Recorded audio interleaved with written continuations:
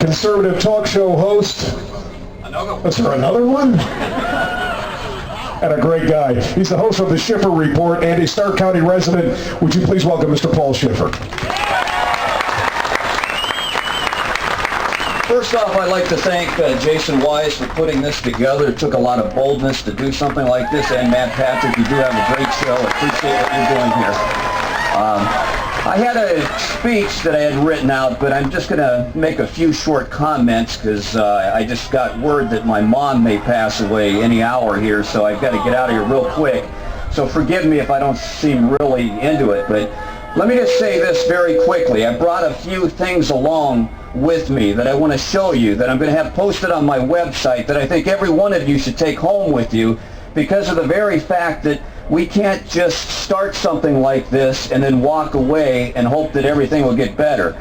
I have this fear inside of me. After 20 years of doing conservative activism, back in 2004, I had the great pleasure to work with John O'Neill and Jerry Corsi, the Switchboat veterans, if you remember back then. I was the literary agent, the person that was instrumental in getting Unfit for Command published. That was the book, if you remember, that brought down John Kerry.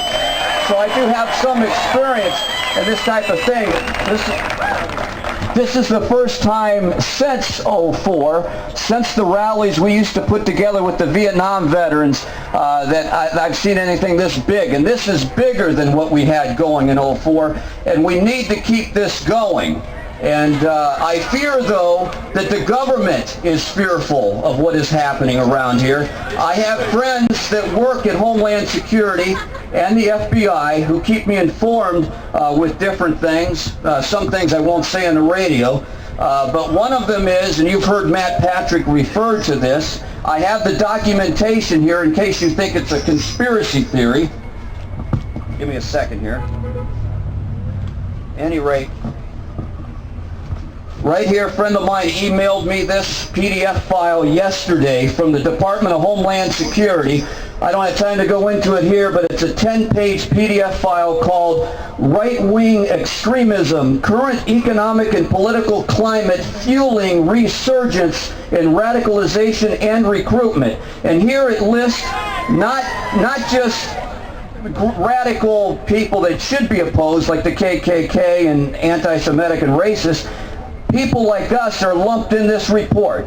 Anybody that's against illegal immigration, anybody that's pro-life, anybody that has a fear of big government, anybody that refers to the U.S. Constitution or Declaration of Independence, anybody that has Ron Paul bumper stickers on their car, you're considered a real threat by the Obama administration. This is not a conspiracy. It's all here.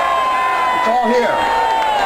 This has been sent out from the department head at Homeland Security. I thought Homeland Security was to be there to stop radical Islamic terrorism. They're the terrorists, not us.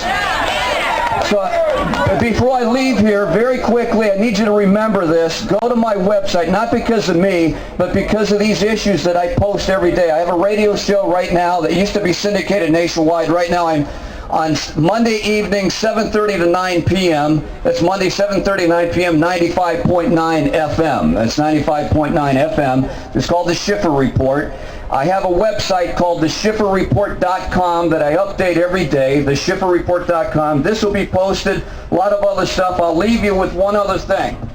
One other thing. This is a cartoon I found from the 1934 Chicago Tribune, right in the middle of the Great Depression. A cartoon that was posted in the Chicago Tribune, and tell me if this doesn't sound like today. It's a conservative editorialist that posted this in the Chicago Tribune, 1934.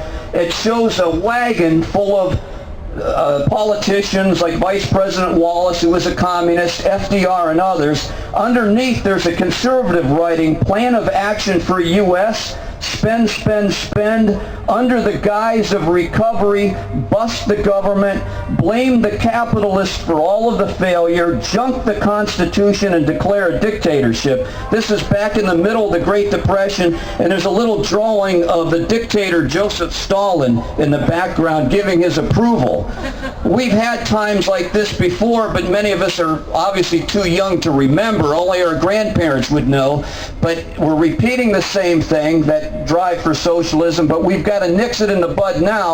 But we need to also beware that, like Patrick Henry knew, and like our founding fathers knew, all of them knew that they were risking their lives. Could it be that if we continue to progress in the direction we want to go, we're going to butt heads with the opposition, with the government? How far will they let us go? And how far are we willing to go? Now, I'm not advocating anything here, but we've got to realize, are we ready to put our lives on the line for this country? And that's something all of us, including myself, have got to debate in our mind. Thank you for coming today. God bless every one of you. Great to see you. Thank you.